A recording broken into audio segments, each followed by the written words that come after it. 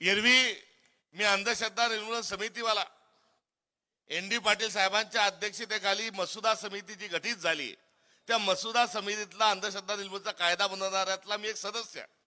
मात्र तरी देखील त्यांची स्मरण करून सांगतो की काँग्रेसचा येणारा काळ आहे ते होतंय, काँग्रेस पुन्हा आपली रिवाय करते ते सांगतोय, जे जे काही सांगितलं ते सगळं होतंय, हे संकेताचा एक भाग आहे. मात्र त्याचा आरंभी उल्लेख करण्याचं कारण असं की DY पाटील साहेब हे न चुकता दर 12 जानेवारीला बुलढाणा जिल्ह्यात शेगावला येत असत आणि त्यांचे जीवश्य कंठस्थ मित्र माझे गुरु शिवशंकर भाऊ पाटील यांना शुभेच्छा देत तिथे 2 दिवस 1 दिवस थांबत. आज शिवशंकर भाऊ नाहीत, मात्र शिवशंकर भाऊंचा चेला आज DY पाटील साहेबांना अभिवादन करण्याकरता त्यांचं दर्शन घेण्याकरता कुठेतरी आलेला आहे. 12 जानेवारीला मी इथे असणं शिवशंकर भाऊच्या कार्यकर्त्यांनी हा योगायोग नाही, हे काहीतरी संकेत आहे आणि हा गजानन महाराजांचाही आशीर्वाद आहे आणि हा राजमाता राष्ट्रमाता जिजाऊ साहेबांचाही आशीर्वाद आहे. आज मिसळचं चर्चा झाली, कुठे पनवेलला अजून काय झाली अलीकडच्या काळात. मुख्यमंत्री देवेंद्र फडणवीस जे आहेत हे काही भाषण ठोकत फिरत नाहीत. वास्तविक पाहता भाई और बहनों, हा जो संदर्भ आहे हा संदर्भ देशाच्या प्रधानमंत्र्याचा आहे आणि ते त्यांचे चेले आहेत. मात्र त्यांनी त्यांचा पॅटर्न ठेवला गुंडाळून आणि आमचे नेते राहुल गांधी हे ज्या पद्धतीने इंटरॅक्शन करतात, मुलाखती देतात, ती पद्धत त्यांनी अवलंबलेली आहे. अरे तुम्ही आता राहुल गांधींचं अनुकरण देवेंद्रजी करायला लागलेत, याचा अर्थ साफ आहे आता तुमचं काही खरं नाही. तुम्ही मोदी मोदी मोदी सांगितलं, मोदींच्या चेहऱ्यावर अगदी ग्रामपंचायतीमध्ये मतं मागितले, मग तुम्ही वेगवेगळ्या योजना आणल्या, त्या योजनांच्या भरोश्यावर लाडकी बहिणीपर्यंत तुम्ही त्याच्यावर मतं मागितले. आता तुमचा चेहराही चालत नाही, तुमचा चेहरा कोणी बघू इच्छित नाही, तुमची योजना जी आहे ती कोणी ऐकत नाही, तुमची गाडी पंक्चर झालेली आहे म्हणून तुम्ही आता पैसा बाहेर काढलाय. आणि हा पैसा बाहेर काढलेला आहे याचा संदर्भ जो आहे हा नगरपालिका आणि नगरपंचायताच्या ज्या निवडणुका झाल्या, या निवडणुकांची पार्श्वभूमी या महानगरपालिकेच्या निवडणुकीत आहे. त्यांनी काय केलं, नगरपालिकेमध्ये त्यांनी गुंडागर्दी वापरली, त्यांनी दंडेलशाही वापरली, त्यांनी लोकशाही गुंडाळून ठेवली, त्यांनी निवडणूक आयोग खिशात घातला आणि हे सर्व करत असताना राजसत्ता, पोलिसांची सत्ता आणि निवडणूक आयोगाची सत्ता आणि पैसा या माध्यमातून एक बुलडोजर चालवलं आणि ते बुलडोजर जे होतं ते शिवशाहू आंबेडकरांच्या विचारावर होतं. जे बुलडोजर त्यांनी चालवलं ते बुलडोजर भारताच्या संविधानावर चालवलं, त्यांनी जे बुलडोजर चालवलं ते लोकशाहीवर चालवलं.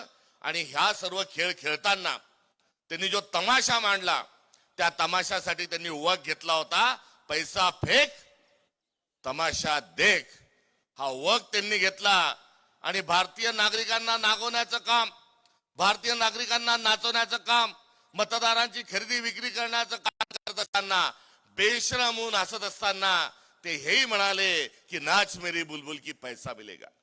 अरे कुठे चाललोय आपण, आपलं काय होतंय. आणि हे सर्व करत असताना बेशरमपणाचा कळस या सर्व निवडणुकीमध्ये त्यांनी जो बाळगला त्याचाच भाग 2 हा महानगरपालिकेच्या निवडणूक आहे. या निवडणुकीत एक शिल्लकचा वग त्यांनी घेतलाय, बाप बडे ना भैया सबसे बडा रुपया, ही भूमिका घेऊन कुठेतरी अहंकाराचा परमोच्च आता सीमा ही गाठतात आहे. अहो देवेंद्र फडणवीस साहेब, एवढा अहंकार तर रावणालाही नव्हता जेवढा अहंकार तुम्हाला आहे. आणि हा त्यांचा असणारा जो अहंकार आहे हा त्यांच्या वाणीतून, त्यांचा आचार विचार व्यवहार आणि उच्चारातून हा त्यांचा जो अहंकार आहे हा अभिव्यक्त होत आहे. आणि हा अभिव्यक्त होत असताना नगरसेवकांना अनपोज निवडून आणणे हाही कित्ता ते गिरवत आहेत. आणि हा कित्ता गिरवत असताना पक्ष फोडणे, कोणताही विचार बाजूला ठेवून सातत्याने दुसऱ्या पक्षातले कार्यकर्ते आपल्या पक्षात घेणे, म्हणून देवेंद्र फडणवीसांना आणि भारतीय जनता पार्टीला मी चेटकीन म्हटलं.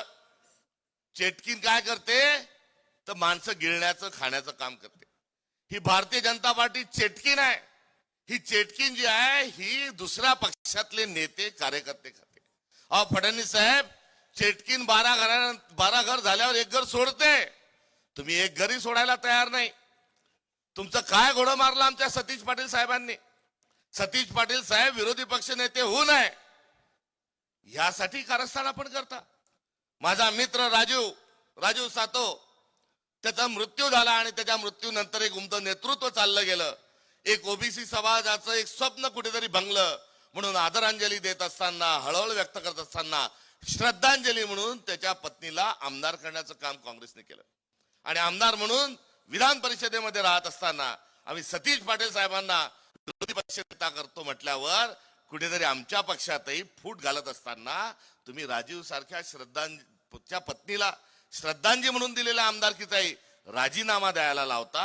अहो, एवढे आमदार आहे तुमच्याजवळ, एवढे खासदार आहे तुमच्याजवळ, तरी तुम्हाला अजून आमदार पाहिजे, अजून तुम्हाला खासदार पाहिजे.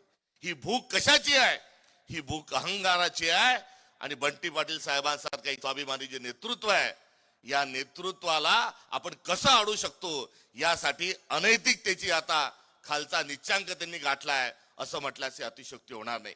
त्यामुळे निवडणुकांमध्ये काय झालं, निवडणुकीच्या आदल्या दिवशी आपण सगळ्यांनी माध्यमातून पाहिलं असेल, पैसा वाटणं चालू आहे. मतदानाच्या दिवशी पाहिलं असेल की बोगस मतदान आलाय त्याला पकडलं जात आहे. बोगस मतदार पुढे पळतोय, पोलीस मागे पळतोय. बोगस मतदार गाड्याच्या गाड्या भरून आणल्या जातात आहे. बोगस मतदार मंगल कार्यालयामध्ये भरला जात आहे. आणि असा एवढा अहंकार आणि एवढा गुंडागर्दी सर्व करत असताना काँग्रेसचा कार्यकर्ता महाराष्ट्रातला पाय रोवून त्या ठिकाणी उभा होता. आमचे एकूण 41 नगराध्यक्ष झाले. एकूण 75 ठिकाणी 76 ठिकाणी आमचे दुसऱ्या नंबर नगराध्यक्ष पदाचे उमेदवार राहिले. 106 नगरसेवक आपले निवडून आले. 2500 नगरसेवक 2 नंबरवर राहिले. हा आकडा काय दर्शवतोय? हा आकडा हे दर्शवतोय की विचाराची कटिबद्धता ही काँग्रेसच्या मुळात आहे आणि विचाराची कटिबद्धता ही काँग्रेसच्या कार्यकर्त्यात आहे. आमचा कार्यकर्ता, आमचा मतदार हा स्वाभिमानी आहे आणि त्यांनी मागच्या निवडणुकीत दाखवून दिलंय की झुकेंगा नहीं साला. आणि कोणाच्या विरोधात झुकणार नाही. तर हा मनुवादी विचार आहे. हिंमत कशी होते देवेंद्र फडणवीसांची कोल्हापुरात यायची आणि एवढं ज्ञान देण्याची. अहो फडणवीस साहेब, तुमचा विचार काय? तुमच्या विचाराने आमच्या गोविंद पानसरेजींच्या छातीत गोळ्या घातलेल्या आहेत. आमचा विचार जो आहे हा शिवाजी कोण होता हा विचार पुढे घेऊन जाण्याचं काम गोविंद पानसरेजी करत असताना आपला मनुवादी विचार हा त्यांच्या छातीत गोळ्या घालतो. आपला विचार हा महात्मा गांधींच्या छातीत गोळ्या घालतो. आपला विचार जो आहे तो श्रीमंत शाहू महाराज पंचगंगेवर आंघोळीला जात असताना वेदोक्त मंत्र नाकारून पुराणोक्त मंत्र म्हणत असताना तुमचा विचार हा कुठेतरी बहुजनांना खाली असल्याचं जे चित्र आणि तुम्ही खालचे आहात हे दर्शवतो. हा आपला विचार आहे. इथे आल्यानंतर तुम्ही तुमचा विचार का सांगत नाही? तुम्ही या आमच्या विचाराचे असल्याचे नाटक का करता? हे देखील खुला आव्हान या कार्यक्रमाच्या माध्यमातून त्यांना देत असताना हा सगळ्यांना आपल्याला मी प्रश्न या ठिकाणी विचारू इच्छितो की संविधान काय? छत्रपती शिवाजी महाराजांचं हिंदवी स्वराज आणि परमपूज्य डॉक्टर बाबासाहेब आंबेडकरांचं संविधान एक आहे. आणि छत्रपती शिवाजी महाराजांना राज्याभिषेक नाकारणारा जो विचार आहे, तुकारामांच्या गाथा, अभंग गाथा इंद्रायणीत बुडवणारा जो विचार आहे, सावित्रीबाई फुलेच्या अंगावर शेण मारणारा जो विचार आहे, हा सगळा विचार भारतीय जनता पक्षाचा विचार आहे. आणि या घाणेरड्या विचाराची लोक जर माझ्या छत्रपती शाहू महाराजांच्या भूमीमध्ये येऊन जर आपल्या सर्वांच्या पुढे जर उजळ माथ्याने फिरत असतील तर मित्र, मला आपल्याला एक प्रश्न विचारू द्या. उषक काल होता होता काळ रात्र झाली, अरे पुन्हा आयुष्यांच्या पेटवाल का मशाली? हा प्रश्न मी आपल्याला या ठिकाणी विचारू इच्छितो. अरे आपण कोण आहोत? आपण पुरोगामी म्हणजे काय? तुम्ही कोल्हापूरकर म्हणजे काय? आपण महाराष्ट्रातले लोक म्हणजे काय? मी बुलढाणा सिंदखेड राजाचा म्हणजे काय? हा सर्व प्रश्न जेव्हा विचारला जातो तेव्हा आपण आपल्या विचारांची कास ही धरून ठेवली पाहिजे. आणि ती विचारांची कास जर आपण धरली नाही तर येणारा काळ हा तुम्हाला, मला, आपल्याला कोणाला माफ करणार नाही. भारतीय जनता पक्ष आणि काँग्रेस यांच्यातली लढाई काय? ही सत्तेची लढाई नाही, ही विचारांची लढाई आहे. आणि या विचारांच्या लढाईच्या अनुषंगानं आपण काँग्रेसच्या पाठीशी राहिलं पाहिजे. हे आव्हान आणि हा मतांचा जोगवा आम्ही आपल्याला मागवत आहोत. आमच्याकडून 4 कामं झाले, 2 कामं झाले नसतील, मात्र हा शिवशाहू फुले आंबेडकरांचा जो विचार आहे, जो रांगड्या मातीतला विचार आहे, जो मातृभूमीचा विचार आहे, हाच विचार आम्ही केलाय. आणि भारतीय जनता पक्षाने काय केलंय, तर भारतीय जनता पक्षाला वाटतं की राजसत्ता त्यांच्या हातात असली पाहिजे, धर्मसत्ता त्यांच्यात असली पाहिजे, त्यांचंच फक्त नाव असलं पाहिजे, बाकीच्या सगळ्यांची नावं पुसून टाका. तुमच्या माझ्या वाडवडिलांची, तुमच्या माझ्या महापुरुषांची, प्रेरणास्त्रोतांची नावं ही पुसून काढा. ही लगबग आज भारतीय जनता पक्षाची सुरू आहे. बंटी पाटील साहेब, विलासराव देशमुख साहेब, हे महाराष्ट्राचं नेतृत्व होतं. तुमचा माझा सर्वांचा स्वाभिमान होता. लातूरला भारतीय जनता पक्षाचे नेते जातात आणि तिथे अध्यक्ष, प्रदेश अध्यक्ष जाऊन काय सांगतात, लातूरकरांना म्हणतात की तुम्ही आम्हाला मतदान करा, तुम्हाला जे जे पाहिजे ते ते देऊ, जेवढे जेवढे पाहिजे तेवढे तेवढे देऊ, मात्र मतदान झाल्यावर 16 तारखेला असं मतदान करा की विलासराव देशमुखांचं नाव पुसून निघालं पाहिजे, लाज वाटली पाहिजे. आम्ही या वक्तव्याचा निषेध करतो की जो माणूस हयात नाही, जो एक राजहंस होता, एक आमचा नेता होता, महाराष्ट्रातले भूमिपुत्र होते, आणि अशा माणसांचे नाव पुसून टाकण्याच्या गोष्टी आपण करता. मात्र हा भारतीय जनता पक्षाचा खरा चेहरा आहे.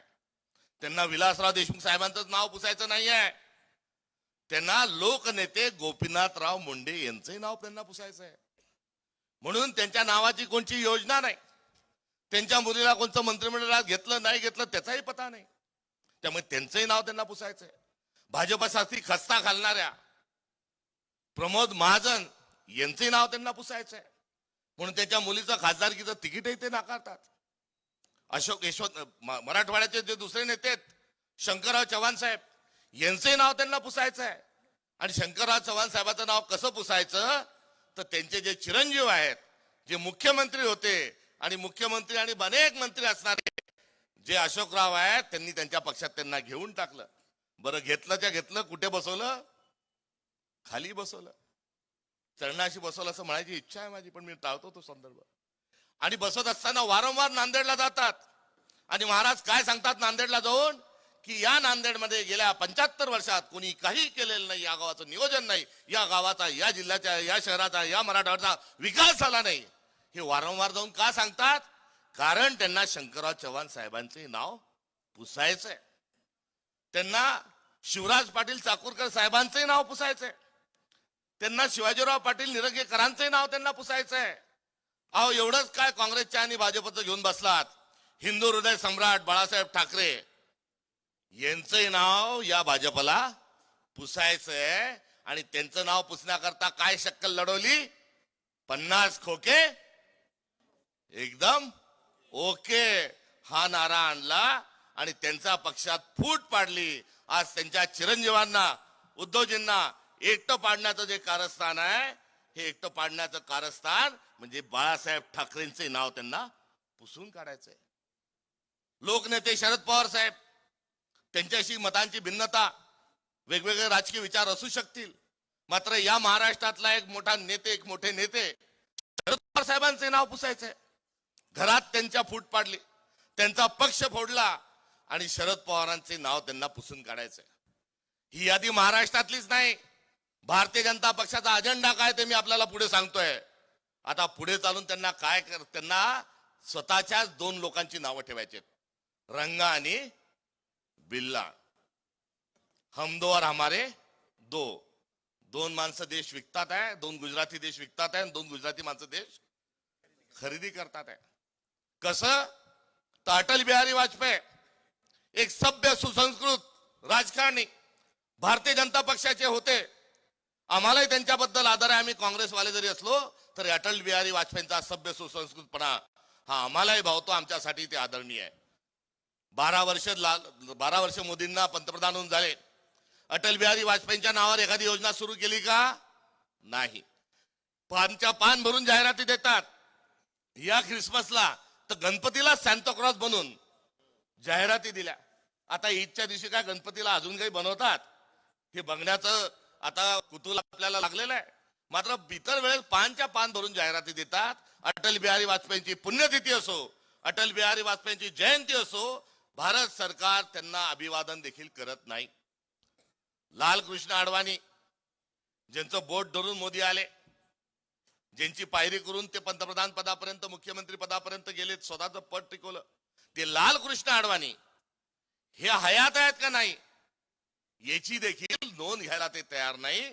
पर्यायाने त्यांना लालकृष्ण अडवाणींचे नाव पुसून काढायचंय, त्यांना अटल बिहारी वाजपेयींचे नाव पुसून काढायचंय, त्यांना मुरली मनोहर जोशींचे नाव पुसून काढायचंय.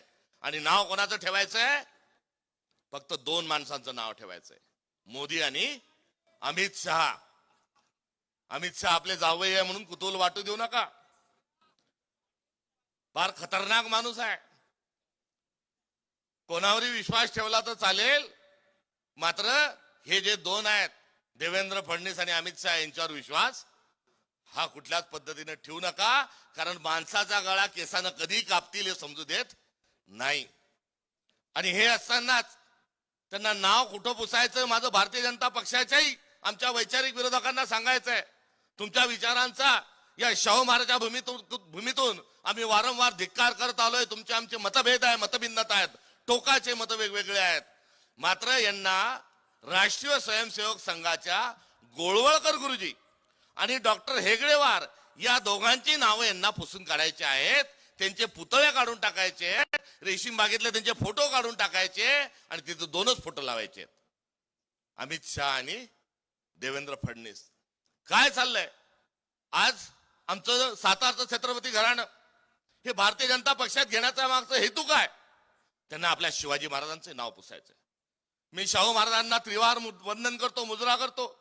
त्यांच्यापुढे सर्वच पक्ष आमचं तिकीट घ्या म्हणून त्यांच्या पाठीशी लागले होते. आणि त्यांना कोणतंही तिकीट असतं तर शाहू महाराज आपलं वैभव आहे हाच निकाल आला असता. मात्र शाहू महाराजांनी काय भूमिका घेतली की उभं राहणार नाही आणि राहायचं झालंच तर केवळ मी पंजा निशाणीवर उभं राहील. हा काँग्रेस पक्षाचा सन्मान आहेच आहे, मात्र ही काँग्रेस पक्षाची जबाबदारी आहे. आणि हा जो विचार आहे हा विचार काय सांगतो की सगळ्यांना सोबत घेऊन जा. हा देश सगळ्यांचा आहे. हा देश कसा चालवायचा आहे तर to the people, by the people, for the people, from the people या सर्वांच्या अनुषंगानं हा आपल्याला सर्व विषय चालवायचा आहे. त्यामुळे या विचाराच्या अनुषंगानं आपण सगळ्यांनी सोबत राहावं ही अपेक्षा या कार्यक्रमाच्या निमित्ताने या ठिकाणी करतो. पाणी हा इथला जो प्रश्न आहे, या पाणी प्रश्नाच्या अनुषंगानं जे पाणी अडवतात असे लोक कोल्हापुरामध्ये आहेत. पाणी देणारा पाणेदार माणूस कोण हे वेगळ्याने सांगण्याचं ची गरज नाही. पाणी अडवतात.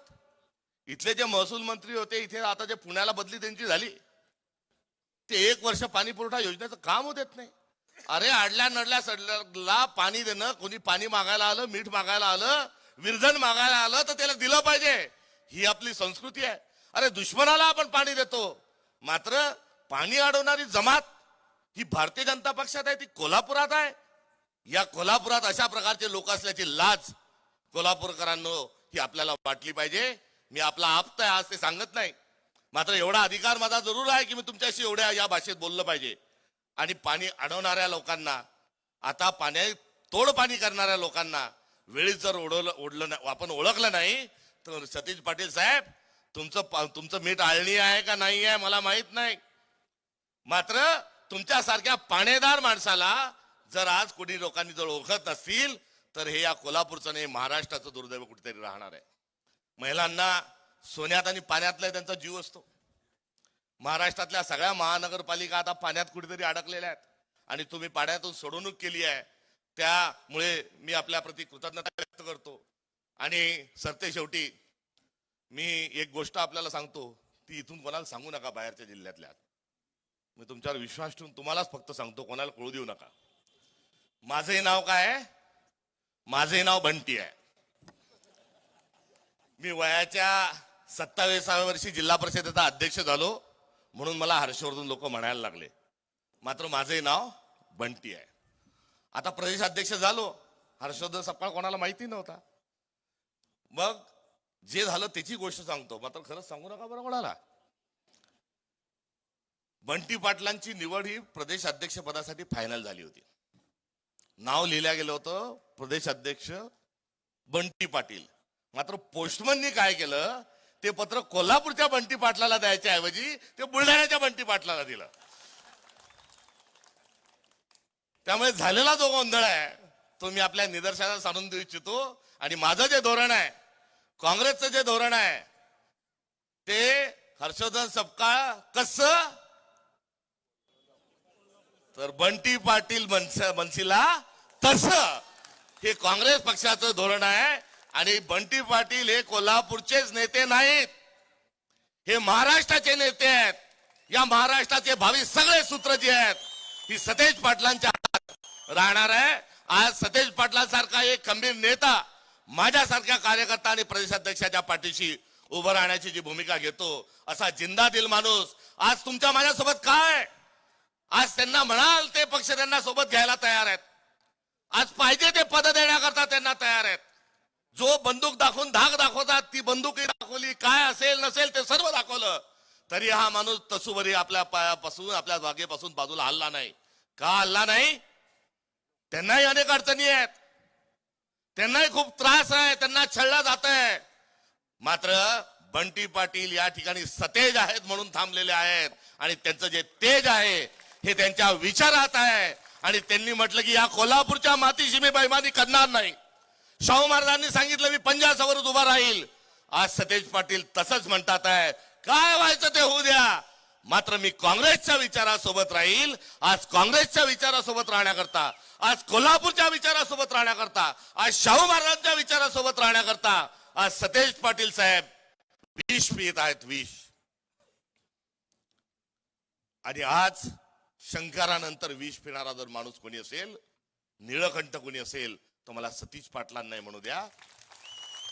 मात्र या महाराष्ट्राच्या नशिबी अमृत आलं पाहिजे, या महाराष्ट्राच्या नशिबी शिवशाहू फुले आंबेडकरांचं संविधान आलं पाहिजे.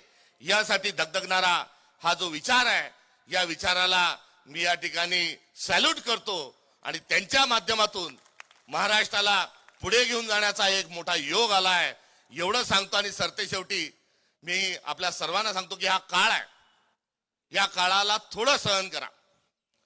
येणारा पहाट ही आपली आहे आणि येणाऱ्या या पहाटला अभिवादन करण्याकरता आणि उद्याचा दिवस हा केवळ काँग्रेस आणि काँग्रेसचा आहे. आणि त्याची सर्वजण तयारी करा. महानगरपालिकेची जी निवडणूक आहे ही पाणी, रस्ता, नाली, स्वच्छता, गावातलं सौंदर्य यावर नाही तर खान पाहिजे का बाण पाहिजे, मराठी पाहिजे का उर्दू पाहिजे, हा पाहिजे का तो पाहिजे, या विषयावर का केलं तर विकास काही झालेला नाही. मी सोलापूरहून आलो स्मार्ट विलेज सिटी मधून, तिथे त्याचा पत्ता नाही. आणि आता या ठिकाणी सतेज पाटील साहेबांच्या नेतृत्वात एक खरोखर स्मार्ट सिटी उभी राहील. यासाठी मी महालक्ष्मीला साकडं घालतो, ज्योतिबाला साकडं घालतो. आणि आपल्या सगळ्यांच्या विचारांना मी या ठिकाणी आवाज देत असताना, हाक देत असताना, या ठिकाणचा पंजा, या ठिकाणचा स्वाभिमान, या ठिकाणचा अभिमान, या ठिकाणचा विचार हा सतेज पाटील साहेबांच्या माध्यमातून बुलंद करा. आता घर बसल्या कमावण्याची सुवर्ण संधी. सुरू करा स्वतःचा व्यवसाय. Aari work, new trending aari work jewellery आणि आर्टिफिशियल फ्लॉवर ज्वेलरी बनवायला शिका. आजच आपले ऍडमिशन कन्फर्म करा आणि फ्री मध्ये खास संक्रांत स्पेशल हलव्याचे दागिने बनवायला शिका. प्रवेशासाठी संपर्क 73 78 32 15 15.